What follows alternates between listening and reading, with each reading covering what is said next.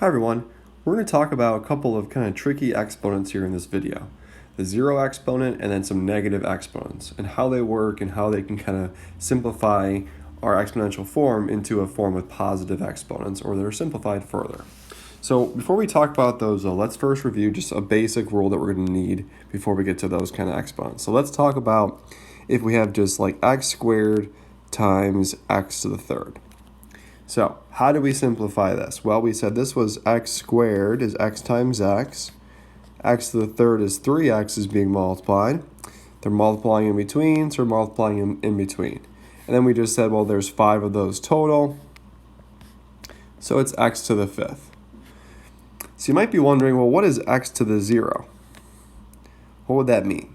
A lot of people think it's 0. I'm not even going to write that down because it's not correct. It's also not x. Okay, so it's a little bit tricky to figure out what that is, but it's not 0 and it's not x. So in order to get to this, let's think about, well, where would a 0 come from? What does that mean? Well, it means 0 x's being multiplied. So it makes sense that that might be 0, but it's not. Again, it's not. So let's figure out what it is and why it is what it is. So let's review another rule here, which was the division rule. If x squared times x to the third is x to the fifth, using fact families, this tells you that x to the fifth divided by one of these two is the other one. So we can just pick one, and the other one is our answer. And you might see division written as a fraction. Oftentimes that's easier to think about. And that gives us x cubed like that. And our division rule works because it's really x times itself 5 times divided by 2 more x's being multiplied. And then you basically just have things canceling out. Well, one in the numerator and the denominator cancel out. And you're left with 3 of them left up top, which is why it's x cubed. And technically there's nothing left on the bottom, so you could put a 1 down there because really times 1 wouldn't change anything, which is why it's just x cubed, because anything over 1 is just that thing. So those are our rules we've seen before, and those will help us kind of get to a 0 exponent. So in order to get to a 0 exponent, then we have to, well, think about using these rules. Where would a 0 come from? And hopefully you can think of a pretty easy example because we're subtracting here to get this 3.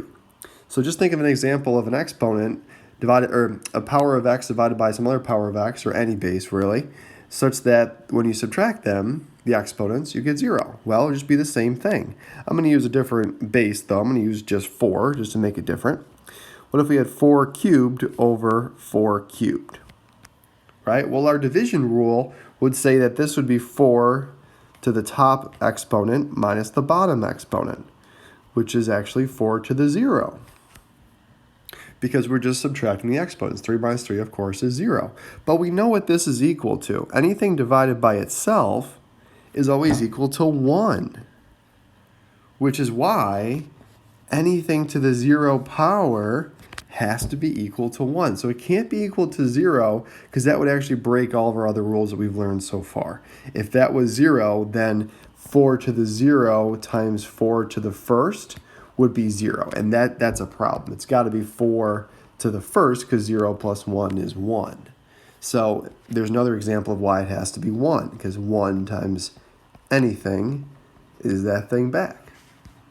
So, and this works for any base, it works for any exponents of being the same thing. We can call it like generic a to the n over a to the n, where a is some base, n is some exponent. That would be a to the n minus n, which would be a to the 0. And again, anything divided by itself is 1, like we've seen before. So again, anything to the 0 is always 1. Even if it's like 2xy squared all to the 0, that whole thing is 1 because the whole thing is being raised to the 0 power. So that makes a lot of problems a lot simpler because anything to the 0 always just becomes 1. X, y to 0, always 1. Okay, so that's the first one, the 0 power. The other rule, the other weird case I would say here for exponents is negative exponents. So again, let's think about where they would come from. And oftentimes we get negatives when we have subtraction. So instead of having x to the fifth over x squared, what if we just flipped that?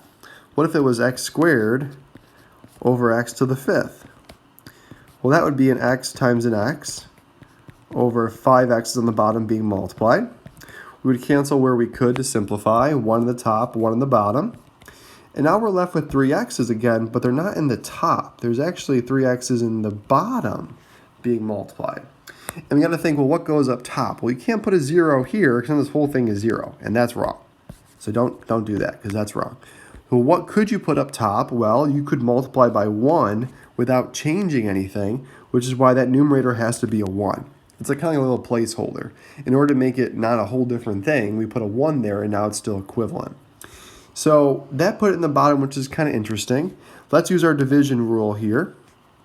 That would be keeping the base, subtracting the exponents, would be x to the negative 3. So two different ways we got two different answers here for the same problem, which means that our two different answers better be the same answer. So this is telling us that x to the negative 3 is actually 1 over x to the positive 3. And that's going to be how we deal with negative exponents. Basically, all that happens is the negative just switches it to the different part of the fraction. So say, for example, we've got 8 to the negative 2. That would just be, well, this is not a fraction yet, put it over 1.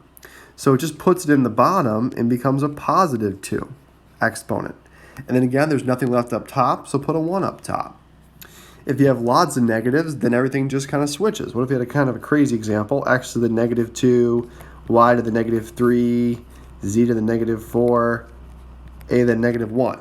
What would happen here? Well, all the negatives would just flip their positions. So the x's would go to the bottom and become positive. The y's would go to the bottom and become positive.